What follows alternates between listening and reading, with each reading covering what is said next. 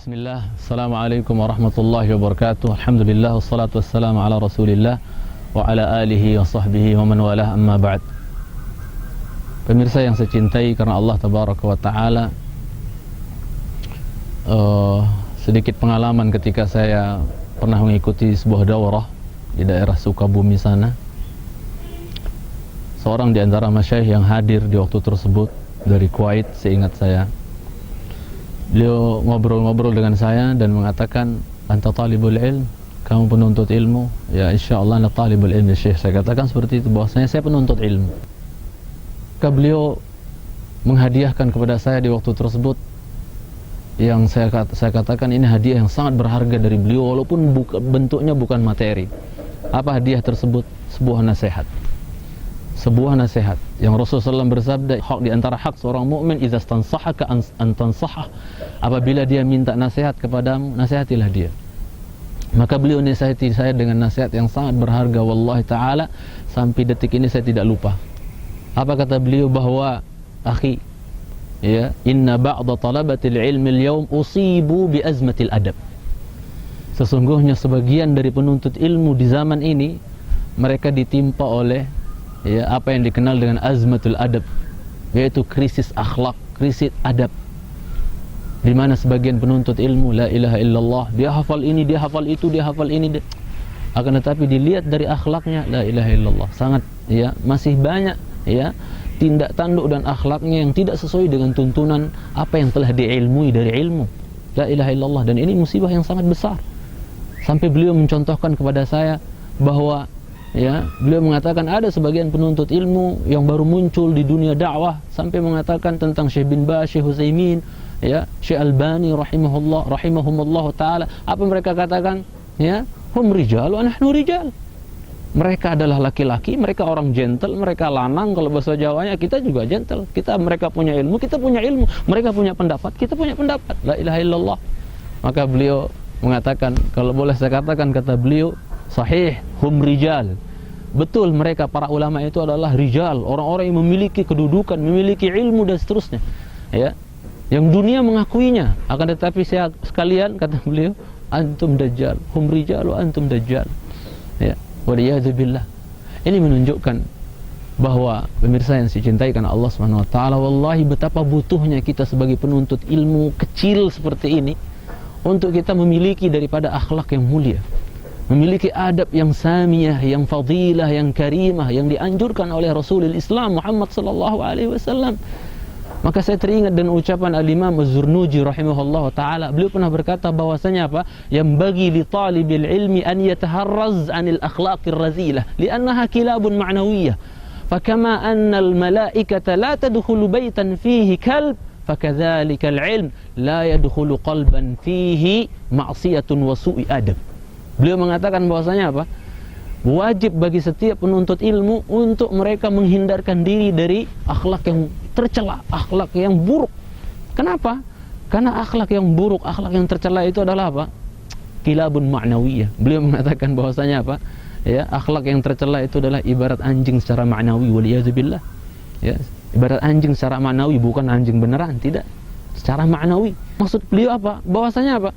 Bahwasanya sebagaimana malaikat itu nggak sudi masuk ke dalam rumah yang di situ ada anjingnya, ya, ditambahkan di situ ada gambar makhluk bernyawaannya, sebagaimana dalam hadis, ya, bahwa sebagaimana malaikat tidak sudi masuk ke dalam rumah yang di situ ada, ya, anjingnya, begitu pula ilmu tidak bakal masuk ke dalam hati seorang hamba, seorang penuntut ilmu yang masya Allah penuh dengan maksiat, kemudian juga jelek akhlaknya. Terakhir beliau mengatakan yang hatinya penuh dengan maksiat dan jelek, buruk akhlaknya, nggak akan bisa masuk, nggak nyambung akhlak mulia dengan, ya, dengan ilmu. Nggak akan pernah klub antara ilmu yang sahih, ilmu yang manfaat dengan akhlak yang, ya, yang buruk. Oleh sebab itu, subhanallah, kalau kita melihat hadis-hadis yang datang dari Rasulullah SAW yang menyanjung, ya, tentang akhlak yang mulia, kita akan dapatkan begitu banyak hadis. Begitu juga keutamaan-keutamaan orang yang berakhlak mulia itu sangat banyak sekali bertebaran di kitab-kitab hadis, ya, dari sabda-sabda Nabi tercinta sallallahu alaihi wasallam, yang beliau alaihi salatu wassalam seharusnya menjadi apa? Qudwah kita, sebagai uswah kita dalam husnul khuluq, dalam masalah akhlak yang mulia, ya. yang beliau sallallahu alaihi wasallam direkomendasi oleh Allah Jalla wa Ala dalam firman-Nya Al-Qalam ayat 4, wa innaka la'ala khuluqin 'azim. Allah katakan tentang akhlak Nabi kita la'ala. Dan kita tahu ala itu lil isti'la, menunjukkan ketinggian. Berarti enggak ada di muka bumi ini, di bawah kolong langit ini, enggak ada orang yang paling mulia dan paling baik akhlaknya melainkan Rasulullah sallallahu alaihi wasallam, kecuali Rasulullah sallallahu alaihi wasallam. Kemudian kalau kita bicara tentang apa sih yang bisa kita raih dengan akhlak yang mulia ini, wallahi saya katakan sebagaimana dalam hadis Jabir bin Abdullah, tidak ada buah yang paling manis apabila seseorang memiliki atau tahalli berhias dengan akhlak yang mulia ini, kecuali satu hal yang paling manis, yaitu apa? Di mana semua kita kalau ditanya, mau nggak dekat sama Rasulullah nanti di hari kiamat? Mau nggak duduknya nempel dekat dengan Rasulullah SAW nanti di hari kiamat? Semua kita akan menjawab, oh mau banget. Siapa yang nggak mau duduk? Siapa yang nggak mau dekat dengan Rasulullah SAW? Siapa pula yang tidak menginginkan dicintai oleh Rasulullah SAW? Rasulullah SAW bersabda dalam hadis Jabir bin Abdullah, Inna ahabbakum ilayya wa aqrabakum minni majlisan yawmal qiyamati ahasinukum khuluqa. Sesungguhnya orang yang paling aku cintai di antara kalian, wahai umatku, dan orang yang paling dekat majelisnya nanti di hari kiamat, ya, dengan saya, yang paling dekat duduknya dengan saya nanti di hari kiamat adalah yang paling baik akhlaknya di antara kalian, kata Rasulullah sallallahu alaihi wasallam. Dan menakjubkan saya sebuah hadis yang dikeluarkan oleh Imam Abu Daud, di mana Rasulullah SAW menjamin dengan jaminan yang luar biasa bahwa Rasulullah SAW bersabda, ana za'imun, ya, ay dhamin, saya menjamin, kata beliau SAW, dengan apa? Bibaitin fi radil jannah liman tarakal mira'a walau kana muhiqqa. Aku menjamin dengan sebuah rumah di pinggir surga. Buat siapa?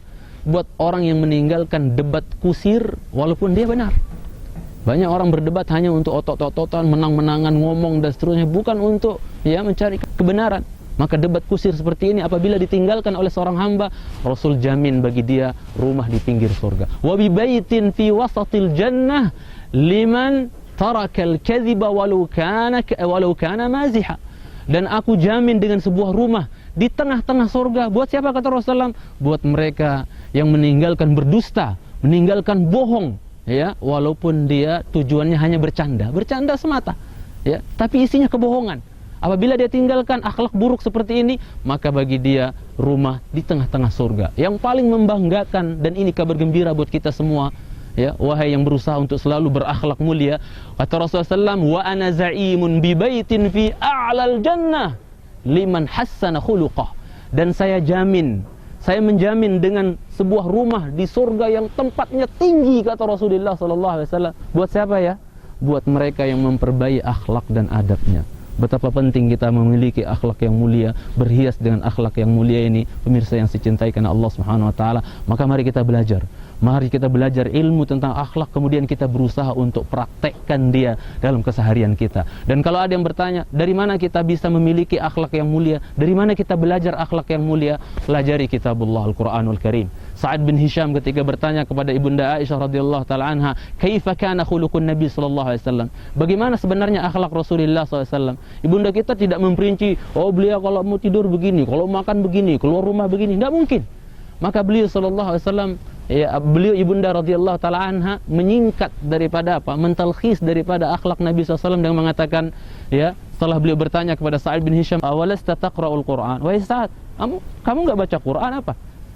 Qala bala, iya saya baca Quran wahai ibunda. Kata Ibunda radhiyallahu taala anha, kana khuluquhul Quran. Biar kamu tahu saat akhlak Rasulullah SAW itu adalah Al-Quran. Beliau mengaplikasikan dan menerjemahkan Al-Quran dalam kehidupan beliau sehari-hari.